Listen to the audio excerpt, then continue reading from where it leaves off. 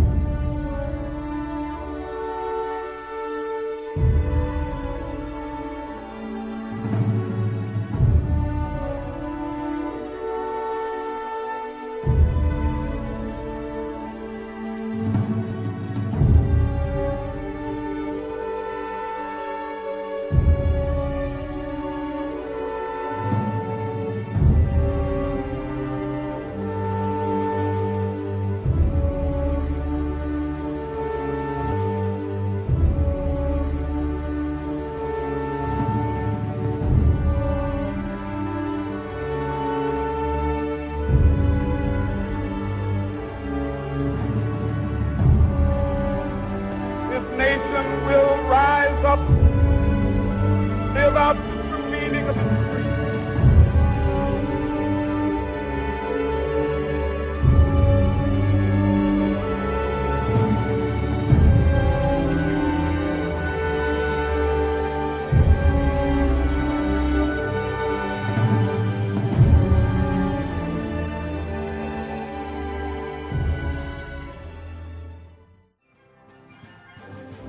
The time for talk is over. Enough is enough. Your democracy has deteriorated to government of the government, by the government, and for the government. On April 15th, that despicable arrogance will be soundly challenged for the whole world to see. Our friends will applaud it. Our enemies will fear it. In an unprecedented moment of citizen response, not seen in recent history since December 7th, 1941. Millions of your fellow Americans, neighbors, friends, relatives, will bring their anger and their determination into the streets, from Bakersfield to Bangor, Maine, from Indianapolis to Dallas, in national tea parties, protesting much more than taxation without representation. They're rising above their differences. They're marching not as Republicans or Democrats, black or white, right-wing or left-wing. They're marching as Americans, finally united to send a new shot heard round the world. The silent majority is silent no more. We're mad as hell, and we're taking back our country, demanding our non-representing representatives in Congress restore common sense to the national debate, and sending a message to our children and our grandchildren that being an American is not an entitlement. You never earned it. You never deserved it. It was handed to you on a silver platter by men and women much better than you and I.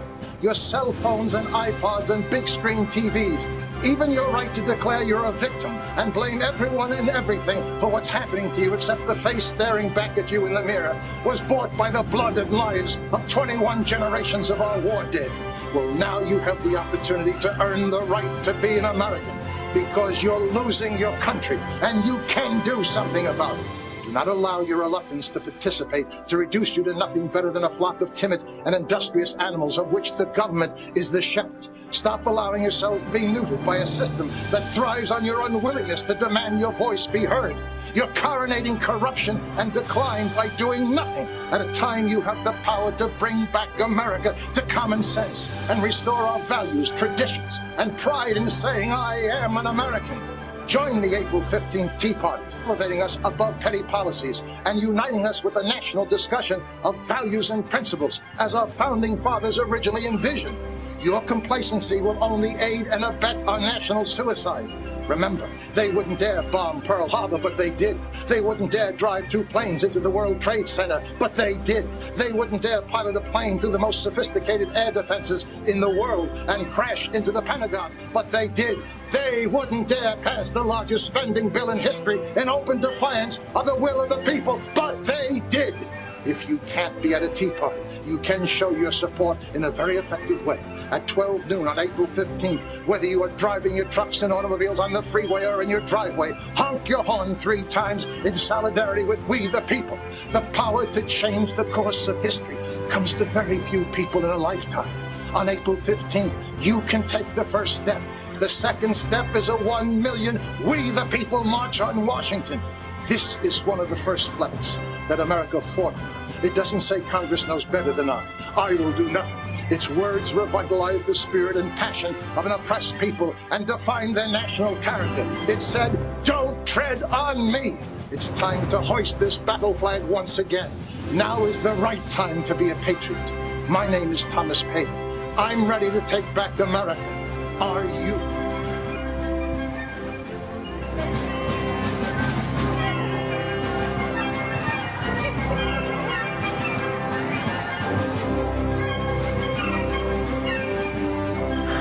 A special greeting to all the elected officials around the country who refuse to listen to the will of the people, to all the activist judges who ignore the spirit of our laws by rewriting our history, erasing our values, traditions, and denying we are one nation under God. We are not Nazis. We are not racists. We are not mobsters. Let us be independent. Let us stand for ourselves. To a rapidly expanding government that has shamefully and criminally plunged America from the #1 creditor nation to the #1 debtor nation on the planet. We cannot afford this. Period. Keep the government out of it. We're doing just fine. Say no to socialism. This is a vehicle to take us down to a path of total socialism. And to a deaf and reading impaired new regime in Washington who arrogantly dismiss a nationwide grassroots uprising by labeling patriotism and pride in country as extremism. Carrying swastikas and symbols like that. You want to be let out of here, you're welcome to go. I don't understand this rudeness. What is this? I say to all of them, put your ear to the ground. A terrifying rumble is shaking this nation, beating an unmistakable tattoo that demands, listen to us or your days are numbered. I am going to speak my mind before I leave. I'm sick of the lies. I don't like being lied to. I don't like being lied about. Now I understand why people are angry, and now I'm angry too. The long sleep is over. In town hall meetings all over the country, from Olympia, Washington, to Osborne, Kansas, to Williamsport, Pennsylvania, to DeLand, Florida, a giant is awakening. A giant who has never been defeated. That giant's name is we the people, silent no more. You have awakened the sleeping giant. We are tired of this. This is why everybody in this room is so ticked off. Done right as a veteran.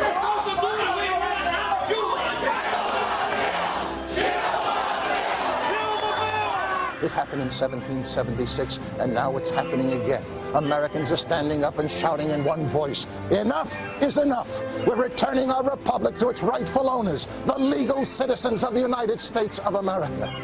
On this night of shining possibilities, in our country's largest city, before a worldwide audience of millions, Americans are again sending the message of hope to all who would be free. With all due respect, you work for us. Leave us alone. That's all we would ask. Would you leave us alone? That message is clear. When the people fear the government, there is tyranny. When the government fears the people, there is liberty. My name is Thomas Paine.